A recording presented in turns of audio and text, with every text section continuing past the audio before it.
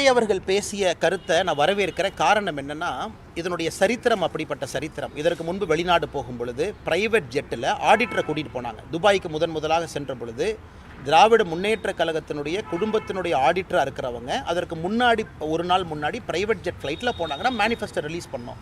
எந்த ஜெட்டில் போனாங்க, 6 பேர் யார் போனாங்கன்னு. அப்படி இருக்கும் பொழுது முதலமைச்சர் அவர்கள் செல்வதற்கு ஒரு நாள் முன்னாடி குடும்பத்தினுடைய ஆடிட்டர் செல்லும் பொழுது பிரச்சனை வருது. நோபல் ஸ்டீல் அப்படிங்கிற நிறுவனத்தை நம்ம பேசணும். அந்த நிறுவனத்திற்கு 1000 கோடி ரூபா பணம் வருதுன்னு சொன்னாங்க. அந்த நிறுவனத்தில் எப்படி சில பேர்த்துக்கு அன்பில் மகேஷ் பொய்யாமொழி அவர்களுக்கு தொடர்பு இருக்குது அப்படிங்கிறத பற்றி நம்ம பேசியிருந்தோம். பல விஷயங்கள் நம்ம பேசியிருந்தோம்.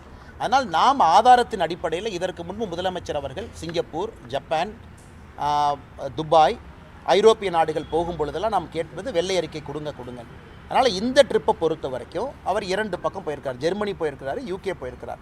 அதனால் விஜய் அவர்கள் இன்றைக்கி அதை பற்றி பேசுகிறாங்க அப்படின்னா திராவிட முன்னேற்ற கழகத்தினுடைய பழைய சரித்திரம் அந்த மாதிரி.